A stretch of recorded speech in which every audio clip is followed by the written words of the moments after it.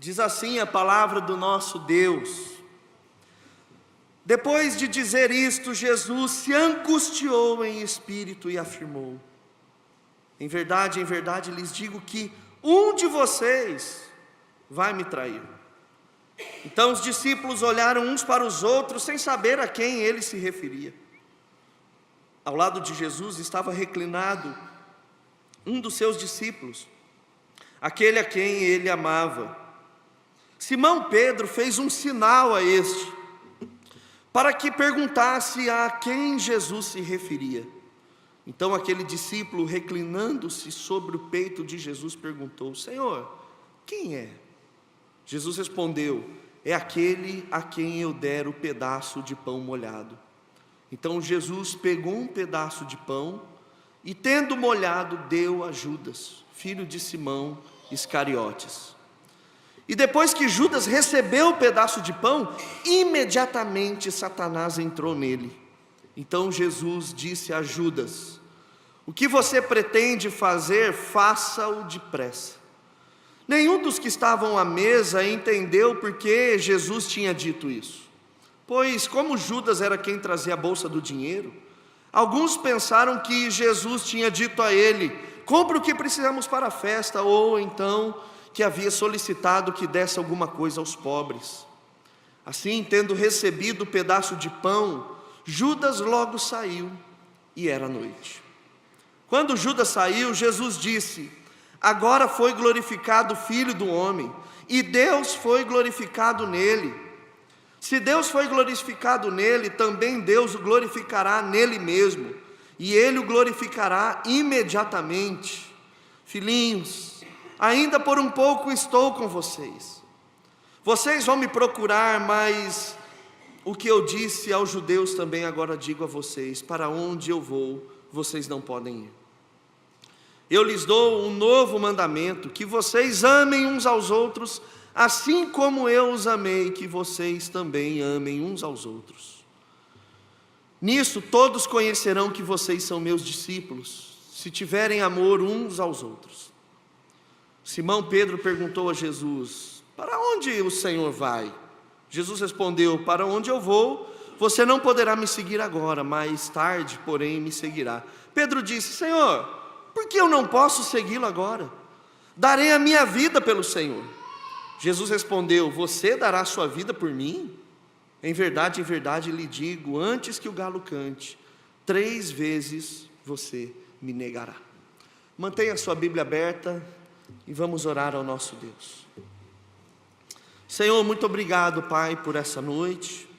Obrigado por esse culto tão maravilhoso que o Senhor nos dá e nos agracia, Pai, comunitariamente, onde podemos, como irmãos reunidos, cantarmos juntos, ler a Tua palavra juntos, orarmos juntos, e o Senhor ainda nos falará através da Tua palavra, para que juntos possamos ouvir, abrir o nosso coração, nos quebrantar, nos arrepender, e juntos caminhar para o Senhor.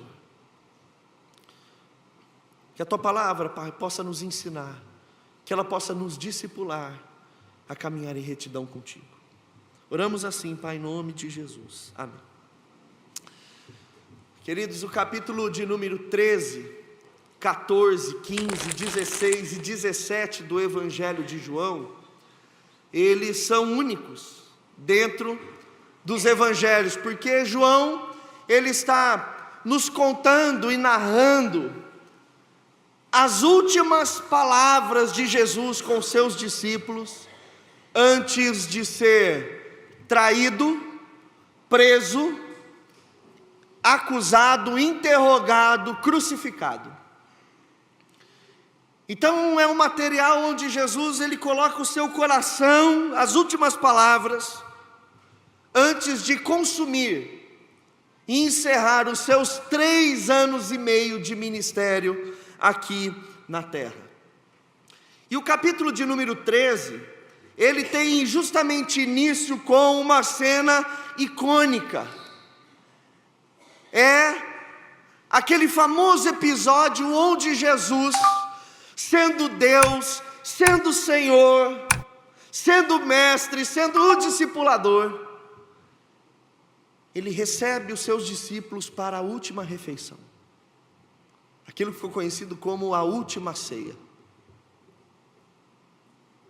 E Jesus então, ele recepciona os seus discípulos, fazendo aquilo que o empregado fazia, fazendo aquilo que o servo fazia. Ele toma a toalha, e na chegada dos discípulos da rua, Jesus se ajoelha diante de cada um deles e lava pé por pé. E isso ficou conhecido em toda a história, seja entre os crentes ou os não crentes. Como pode um homem, Rei de todas as coisas, o Criador de todas as coisas, se colocar como servo e lavar o pé dos seus discípulos? E Jesus, ele não só lava os discípulos, como ele cria um paradigma. Ele diz que daquele ponto em diante, os seus discípulos deveriam fazer a mesma coisa. Jesus, ele estabelece a marca identitária de cada cristão, que o cristão, ele deve ser alguém que serve, ele deve ser alguém que ama o seu próximo. E Jesus, ele não só discursa isso, mas como Jesus, ele está aplicando e mostrando de forma prática como devem ser as coisas agora na vida do cristão. O capítulo 13, ele é extraordinário, mas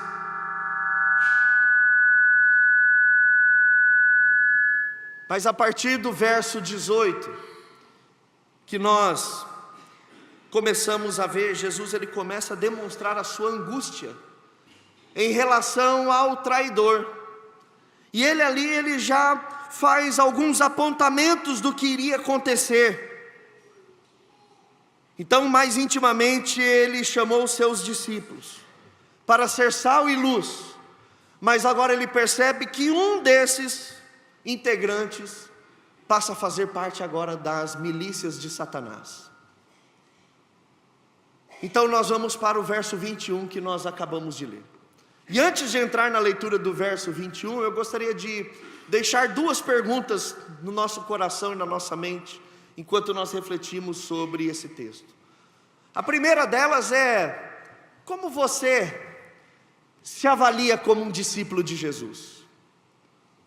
Imagina que você esteja na sua casa, um anjo aparece lá para você e te entrega um formulário, uma autoavaliação para você fazer em relação a ser um discípulo de Jesus. Como você se avaliaria? E a outra pergunta é muito semelhante a essa: como você se vê como um discípulo de Jesus? Como você se vê? E aí então, verso 21 ao 22, a gente vai perceber que Jesus, ele mostra a sua verdadeira e completa humanidade. Mesmo sendo Deus, ele também era verdadeiramente homem. Porque o texto diz que Jesus, ele se angustiou em espírito. Ele sofreu em uma proporção avassaladora aquilo que eu e você sentimos na nossa caminhada de vida, que são as mais variadas angústias. Mas Jesus aqui, ele está angustiado, e a angústia dele tem nome, tem fato, que é de que está ali naquela mesa um traidor. E isso pesou no coração de Jesus, ele fica extremamente angustiado, ao ponto de que ele não consegue segurar essa informação, e ele compartilha com seus amigos: estou angustiado. E ele no texto continua dizendo: estou angustiado porque verdadeiramente um de vocês vai me trair. Agora imagina a bomba que Jesus joga na mesa. Tenta imaginar vocês. Jesus, ele reúne os seus discípulos, ele lava os pés dos seus discípulos, eles participam de uma refeição comunitária em família, está tudo de boa. Está tudo bem, Jesus fala de amor, Ele fala de serviço, e de repente, como diz assim, a linguagem mais jovial do Neida, Ele joga uma bomba, Ele fala assim: olha, um de vocês vai me trair. Nada. Aí o texto diz que os discípulos, eles começaram a olhar uns para os outros, sem saber a quem ele se referia. Imagina a tensão, gente. Esse mesmo relato no Evangelho de Marcos 14 e Mateus 26, diz que os discípulos, quando eles ouviram isso de Jesus, eles ficaram entristecidos. E eles começaram também a perguntar um a um: sou eu? Sou eu? Sou eu? E diz que o próprio Judas, que estava ao lado de Jesus, perguntou: sou eu? E Mateus diz: você mesmo está falando. O clima daquele jantar, ele muda completamente. E isso mostra que como às vezes um ambiente pode ser totalmente afetado por uma única pessoa. Uma única pessoa deixou Jesus angustiado, e talvez Jesus se perguntasse: mas por quê? Judas andou comigo 3 anos e meio, viu os meus sinais, os meus milagres, viu o ministério de amor. E ainda que nós sabemos que existe uma tensão quando se fala de Judas, porque Judas de fato ele foi predestinado para isso, mas ao mesmo tempo Judas ele é responsável por isso. Tanto que o próprio Jesus no Evangelho de Mateus 26 e Marcos 14, ele diz: o Filho do Homem está trilhando o caminho que foi destinado a trilhar, mas ai daquele por quem o Filho do Homem é vendido, é traído. Então existe uma tensão, mas isso não muda o fato de que Jesus ainda olhava Judas com amor, e Jesus chamou Judas para ser um apóstolo, e ao mesmo tempo ele se angustiava porque sabia que Judas, ele havia entregado seu coração a Satanás, mesmo tendo visto a manifestação e o poder do Senhor. E aí acontece algo interessante, porque a partir do verso de número 23, esse burburinho e essa bomba que caiu à mesa, desperta a curiosidade dos discípulos. E a cena, se você já veio aqui numa quinta-feira de Páscoa, que o pastor Rodrigo faz uma linda encenação de como funcionava a Páscoa, lembra que a mesa, ela era num formato de U, e pela cena aqui, provavelmente Jesus estava ao lado de Judas e João, e do outro lado da mesa estava Pedro. E Pedro, sabendo que João estava reclinado perto de Jesus, e João era um discípulo muito íntimo de Jesus, tratado e apelidado como o discípulo a quem Jesus amava, Pedro fez um sinal lá do outro lado da mesa. Imagina esse sinal, pergunta aí, alguma coisa assim,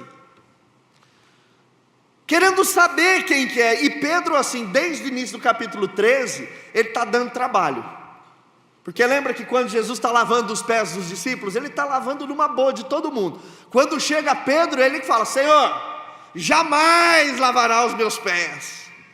Aí Jesus já tem que dar a primeira nele, fala: Pedro, se eu não lavar os seus pés, você não terá parte comigo. E aí Pedro vai do 8 ao 80, não Jesus, então me dá um banho inteiro, corpo inteiro. Aí Jesus fala: não Pedro, calma, se contenha, tem equilíbrio. Quem já tomou banho não precisa tomar outro banho. E aqui Pedro, mais uma vez, ele não consegue ficar quieto, ele não se aguenta, e ele tem que ficar chamando a atenção de João. Ele está curioso. E Pedro, ele está interessado, não que Jesus vai ser traído. Pedro está preocupado com a imagem dele. Pedro está preocupado com o seu ego. Eles devem estar perguntando: será que Jesus duvida do meu amor? Será que Jesus, ele duvida da minha lealdade? Será que Jesus, ele desconfia até onde eu posso ir por ele? E Pedro então está perguntando para João, porque se Jesus falar assim, é Pedro, a casa caiu. E Pedro vai ficar de pé e falar assim, imagina, você está louco. Não é isso, é mais ou menos isso que ele vai falar adiante. Então Pedro está aproveitando, ele recorre à posição de João à mesa para ter essa informação. E o mais interessante, meus irmãos, que do 26 ao 27, Jesus ele responde. Jesus poderia ter ficado quieto, mas ele realmente tem um tipo de amizade com João, e ele responde, e parece que responde baixinho. Ele fala, é aquele, João, lembra, assim, está reclinado no peito de Jesus, pertinho da boca de Jesus. Ele fala, olha João, é aquele que eu der o pedaço de pão molhado. Há uma tradição que diz que no primeiro século, quando você recebia convidados e você dava o pão e molhavam juntos no bocado, era uma posição de honra, né? A gente não sabe se essa tradição ela é o que aconteceu aqui ou não, mas ainda que fosse, parece que Jesus ainda tinha aquela esperança de conquistar Pedro, ou conquistar Judas ainda, no último ato de misericórdia, no último ato de amor. Mas ninguém está sabendo, o único que sabe do que está acontecendo ali é Jesus e o próprio João. Então Jesus pegou um pedaço de pão, tendo molhado, deu a Judas, filho de Simão Iscariotes. Nessa hora, o próprio João descobre então quem é. E depois que Judas recebeu um pedaço de pão, olha o que o texto diz, que imediatamente Satanás entrou nele. Então Jesus disse, o que você pretende fazer, faça-o depressa. Jesus foi muito discreto. Ele falou em voz baixa. Mas um detalhe interessante é que lá em Lucas capítulo 22, quando acontece o esquema da traição, diz o texto que eles se alegraram com o plano de traição. Então Judas já estava totalmente tomado por essa firme convicção de fazer aquilo que ele deveria fazer. E aqui nós vemos claramente uma pessoa que abriu o seu coração para ser tentado pelo diabo. Em João capítulo 13, verso 2, João diz que o diabo havia colocado no coração de Judas a intenção de trair Jesus. Começa com algo muito simples. O diabo tinha colocado a intenção no coração de Judas que traísse Jesus. Mas agora Judas, ele foi tomado por Satanás. E é assim que funciona, meus irmãos. Primeiro, o diabo ele sugere na nossa mente, no nosso coração, coisas que são totalmente contrárias ao Senhor. Se ele encontra espaço, a sugestão se transforma em ordem. Aí o diabo aparece agora não como alguém que fica sugestionando as coisas, mas ele dá agora ordens à pessoa. Então primeiro o diabo bate a porta, a solicitação de permissão para entrar acontece, e depois que o diabo entra na casa, meus irmãos, minhas irmãs, ele se aposta completamente. Ele se aposta completamente. E a semelhança de um tirano, ele passa a controlar o íntimo do ser humano. Esse é Satanás, que não brinca em serviço. Mas o verso 28 ao verso 30 diz que nenhum dos que estavam à mesa, eles perceberam sobre isso, porque a coisa foi muito baixinha, e eles imaginaram que era como se Jesus tivesse pedido para Judas, como João diz aqui, que cuidava do dinheiro dos discípulos, era uma espécie de tesoureiro, tivesse ido comprar alguma coisa que faltou, até mesmo dar comida aos pobres. Mas depois que ele recebe o pedaço de pão, verso 30, Judas logo saiu e era noite. Sabe uma coisa que é engraçada? É que como esse evento impactou João.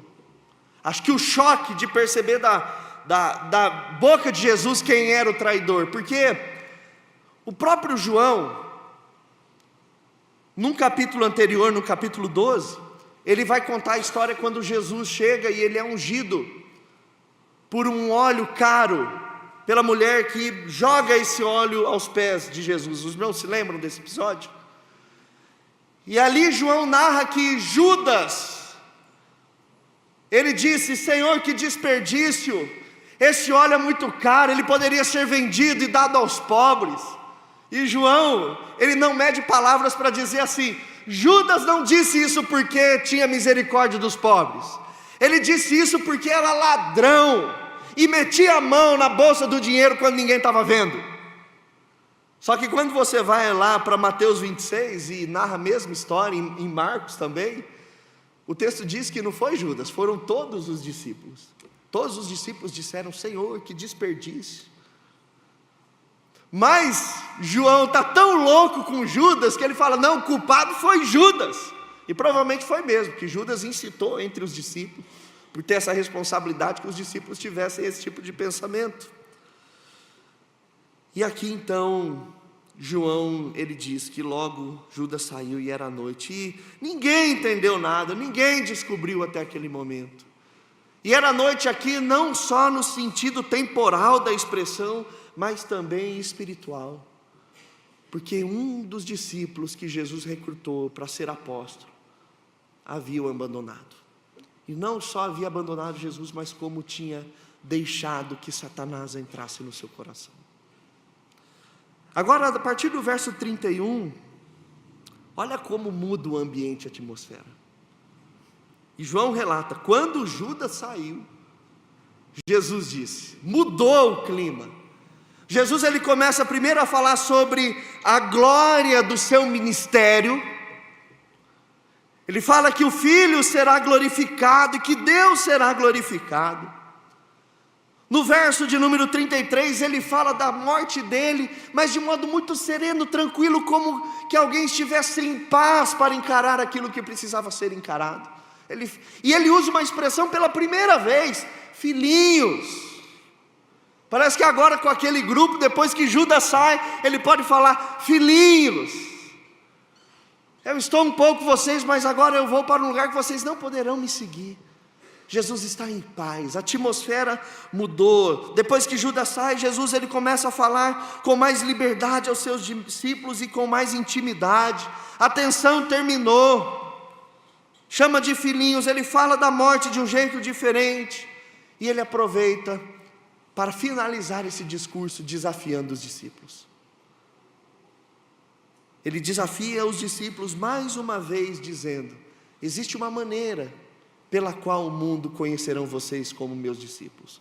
Não é o fato de vocês andarem com a Bíblia embaixo do braço, não é o fato de vocês memorizarem 300 versículos bíblicos, não é o fato de vocês só terem música gospel na playlist do Spotify, mas a maneira que o mundo conhecerá vocês como meus discípulos é através do amor que vocês têm uns pelos outros. Jesus está ali reafirmando a identidade do povo de Deus. Isso que é a marca daqueles que são meus discípulos, o amor que vocês têm um pelos outros.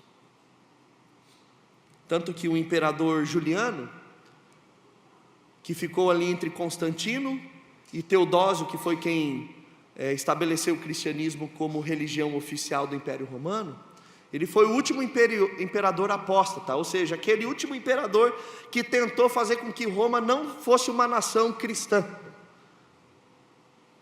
E ele tem uma frase que ele escreve a um sacerdote pagão, que ficou muito conhecida, que ele diz assim: é uma vergonha que os próprios cristãos não cuidem apenas dos seus próprios pobres, mas também dos nossos, enquanto é claro que os nossos carecem de ajuda da nossa parte.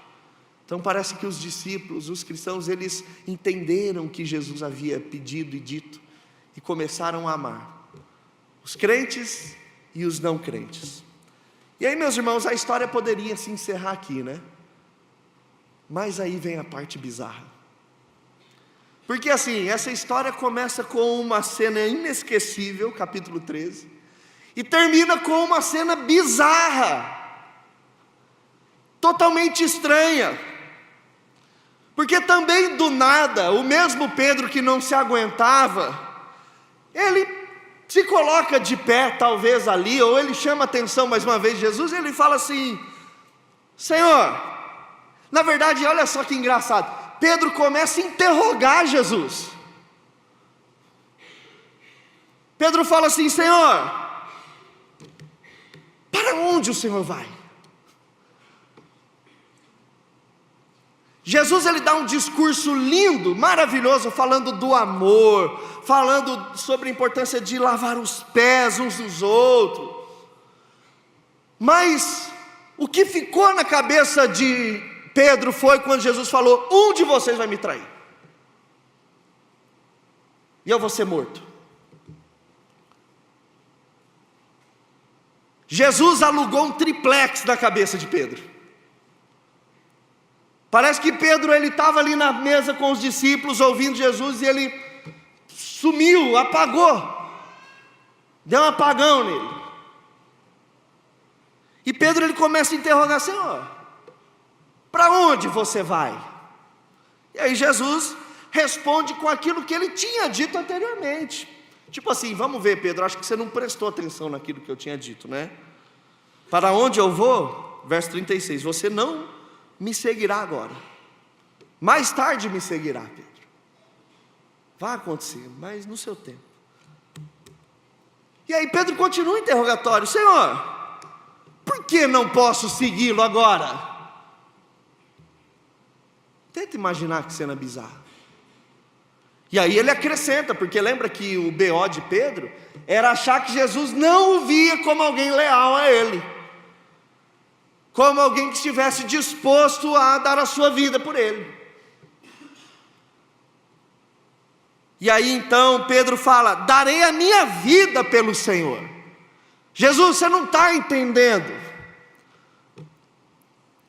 Está falando que um dia de nós aqui é traidor? Pode até ser, mas olha, eu darei a minha vida pelo Senhor.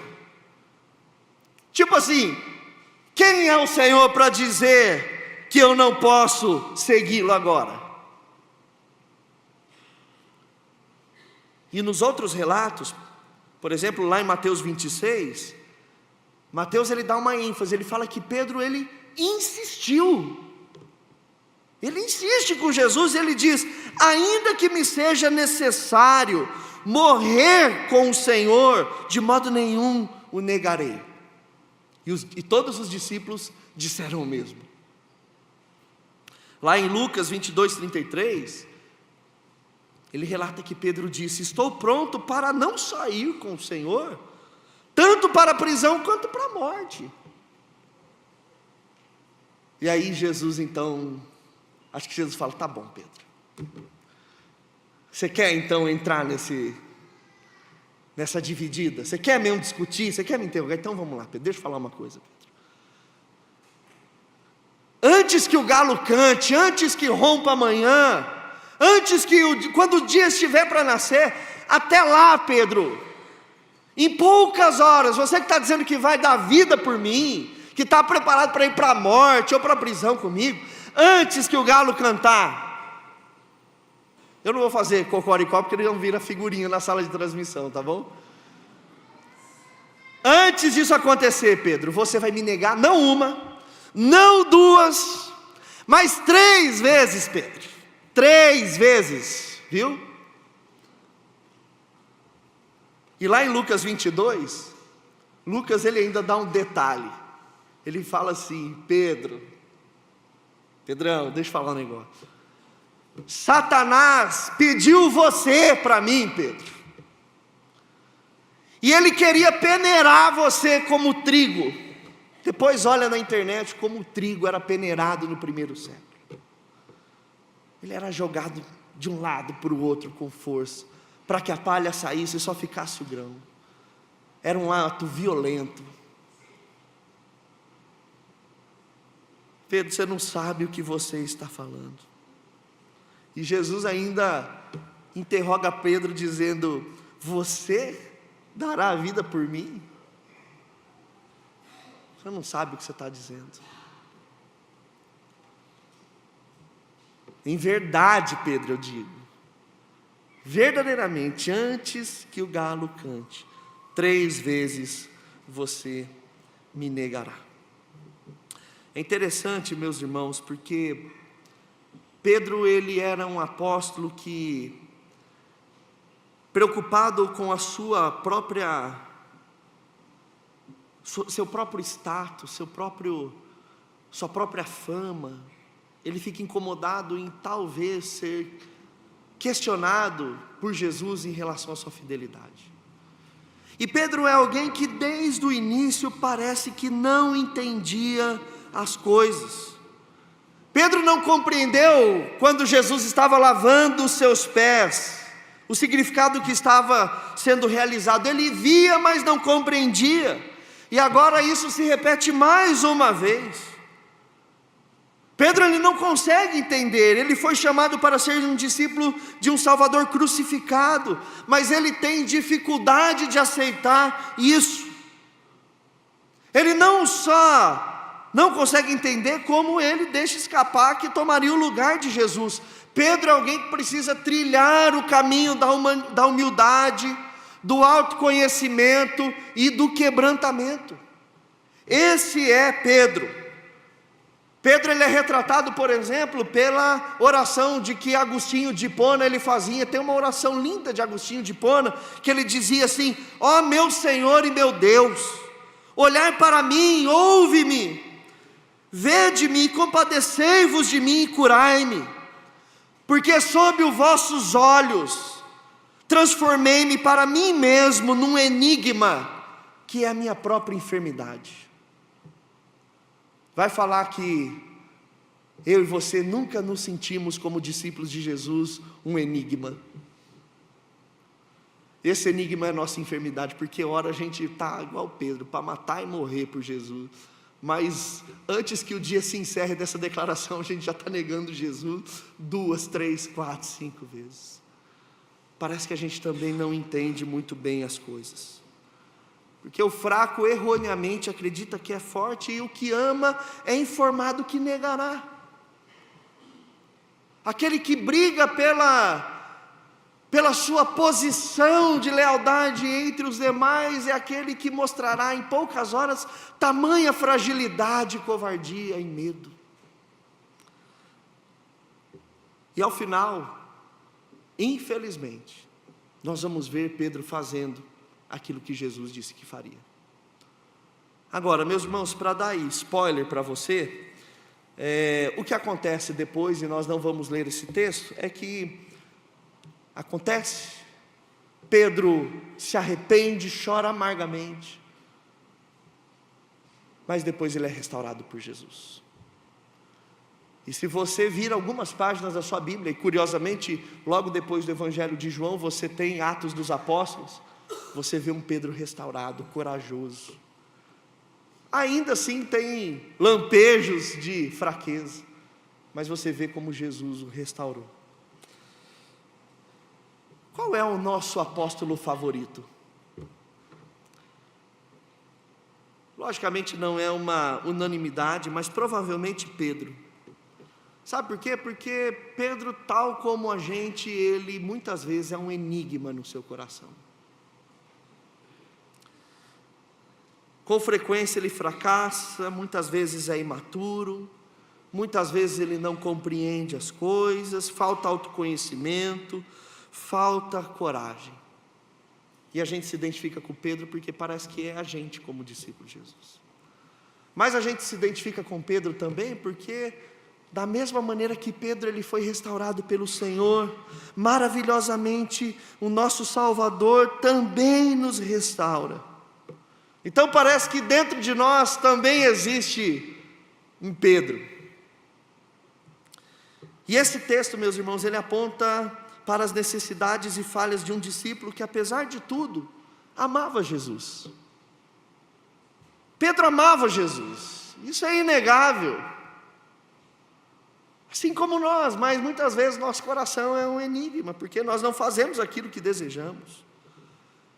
Pedro, ele foi restaurado apesar das suas falhas e limitações, meus irmãos, para mostrar que a falha nunca precisa ser o final. A falha nunca precisa ser o final, tanto que lá em Lucas, quando depois que Jesus diz que o diabo queria peneirar Pedro, Jesus, ele dá uma palavra de esperança. Ele fala: Pedro, mas olha, depois disso você se voltará a mim, e quando você voltar para mim, fortaleça os seus irmãos. Fortaleça os seus... Você vai ter uma queda gigantesca, Pedro, mas quando você for restaurado, fortaleça os seus irmãos. Sendo assim, meus irmãos, eu gostaria de fazer algumas aplicações desse texto, brevemente, antes de tomarmos a ceia do Senhor. A primeira coisa que nós aprendemos nesse texto, e a gente às vezes não fala muito disso por sermos presbiterianos, sabemos que Deus é soberano e o poder dele está acima de tudo, mas não brinque com o diabo. Não brinque com o diabo. Às vezes acha que o diabo se esquece da gente, mas ele não se esquece. Se uma pessoa começa a se intrometer com o diabo, essa pessoa não saberá até que ponto se aprofundará no pecado. Às vezes a gente está brincando com aquilo que não deve, muito perto daquilo a qual nós deveríamos ter distâncias, achando que o diabo está dormindo, achando que ele está simplesmente nos ignorando.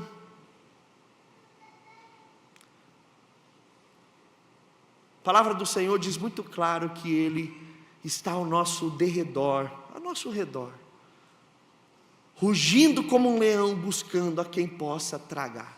Essa é a atividade do diabo 24 horas por dia.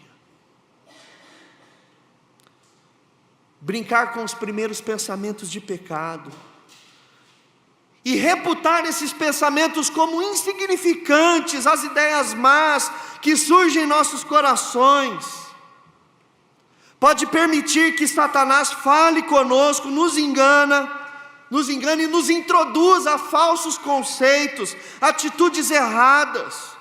E muitas vezes o problema é que nós não consideramos isso como brincar com o diabo, mas isso é tolice, não dá nada. Não brinque com o diabo, porque é justamente quando nós ignoramos ele e achamos que é tolice, é exatamente nesse ponto que se inicia o caminho para a ruína eterna. É quando vem aquele pensamento, brota aquilo, e nós não extirpamos como nós deveríamos. Irmãos, aquele que permite que Satanás semeie pensamentos injuriosos, logo encontrará em seu coração uma seara de hábitos maus. Logo encontrará uma seara de hábitos maus. Então a primeira coisa que nós aprendemos nesse texto: não brinque com o diabo. Não brinque com o diabo. A segunda coisa que nós aprendemos nesse texto, meus irmãos, é que não deixe que os problemas da vida de um mundo caído te deem um apagão em relação à glória de Deus. E aqui nós entramos um pouco na vida de Pedro, porque as coisas do mundo caído, que era a traição de Judas, um questionamento de lealdade aqui, uma informação perturbadora aqui, ali, tudo isso deu um apagão em Pedro, e fez com que ele não se lembrasse mais de Jesus, e pensasse nele mesmo, pensasse no maldito traidor. Ele perdeu de vista a glória de Deus. E às vezes nós somos assim, nós estamos muito mais presos a questões circunstanciais do que nas questões eternas. Nós estamos focados em questões dessa vida e do cotidiano, e estamos nos esquecendo ou fechamos os nossos ouvidos quando Jesus está falando da glória maravilhosa que nos espera. quando Jesus está dizendo que vai morrer, mas vai ressuscitar, quando Ele fala que nós devemos amar, servir, cuidar uns dos outros, nós não estamos pensando nisso. Nós estamos querendo focar no problema. Quem é o traidor? Por que isso está acontecendo? Nós focamos muito mais, às vezes, nas questões das indignações e injustiças do presente século que nós vivemos, meus irmãos, do que nas questões da esperança. Nós estamos preocupados com o governo, com o mercado, com a bolsa financeira, bolsa de ações. Nós estamos preocupados com um monte de coisas. E essas coisas nos consomem, nos deixam ansiosos, depressivos, para baixo, tira o nosso sono. Você vai lá e tem que tomar uma pancada de medicamento para dormir. Porque a esperança, ela, deu um apagão na sua mente. Você não se lembra mais dela. Foque na glória, no amor, no serviço e na esperança. E por fim, meus irmãos, terceiro ensino desse texto: nós precisamos cultivar um coração grato pelas misericórdias de Deus, se renovar em todas as manhãs, mas não subestime o seu coração. Pedro, ele com certeza foi alguém que deve ter todos os dias agradecido a Deus pela misericórdia dele, porque passou perto, mas ele não podia mais subestimar o coração dele. Foi por Pedro que Jesus derramou seu precioso sangue, meus irmãos. Foi por Simões Pedro, como nós, que ele deixou tudo de lado, as suas vestes gloriosas, e desceu ao mundo, tornando-se servo sofredor, carregou o fardo dos nossos pecados. Foi por gente como Pedro. E para mim, Jesus escolheu aquele grupo maravilhoso de discípulos, né? Porque, que time, né? Quem apostaria nesse grupo? Mas para mostrar, olha o que eu fiz com eles. Ele é um mini retrato do que é o meu povo, que eu posso recrutar e fazer maravilhas através desse povo que foi redimido. Então foi para Simão, Pedro e todos que, como ele, pudessem se unir a Cristo e pudessem participar da ceia. Foi por isso que Jesus morreu. E é interessante que, se nós olharmos um paralelo entre o Antigo Testamento, para mim, quem foi o Pedro do Antigo Testamento? Para mim foi Jonas. E Jesus mostra que a falha nunca precisa ser o final, porque da mesma maneira que começa a saga fracassada de Jonas, no capítulo 1, verso 1 do livro de Jonas, você pode ler na sua casa, começa a saga restauradora em Jonas 3:1.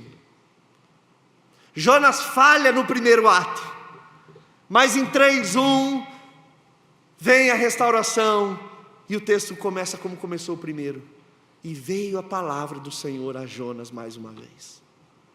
E agora Jonas cumpre a missão, mas ainda resmunga, dá umas patinadas. Lê lá depois o livro de Jonas, são 4 capítulos apenas. Irmãos, Pedro realmente amava Jesus. Era um amor imperfeito como o nosso, mas inegavelmente nós amamos Jesus, e Jesus sabe disso. Agora, o que Pedro não sabia é que Jesus sabia que esse amor não era como o amor do próprio Jesus. E Pedro achou que o seu amor era como o amor do próprio Jesus. E Pedro precisava saber disso. O seu coração precisava desenvolver humildade e quebrantamento. Agora, meus irmãos, não existe pessoa tão desagradável aos olhos de Deus como aquelas que professam o cristianismo, mas são duras no seu coração, orgulhosas, arrogantes, que têm um elevado pensamento a respeito de si mesmo, demonstrando alta exaltação, contentamento consigo mesmo e orgulho. E esse tipo de pessoa é muito fácil encontrar hoje E nós podemos facilmente nos tornarmos pessoas assim. Por isso que mesmo diante da misericórdia do Senhor, nós não podemos subestimar o nosso coração. Ainda que nós estejamos no melhor da nossa vida espiritual, nós precisamos entender que Jesus tem a maneira dele de lidar conosco. E a maneira como ele lidou com Pedro foi para restaurá-lo. E para mostrar que a falha nunca precisa ser o fim. Que Deus nos abençoe, meus irmãos.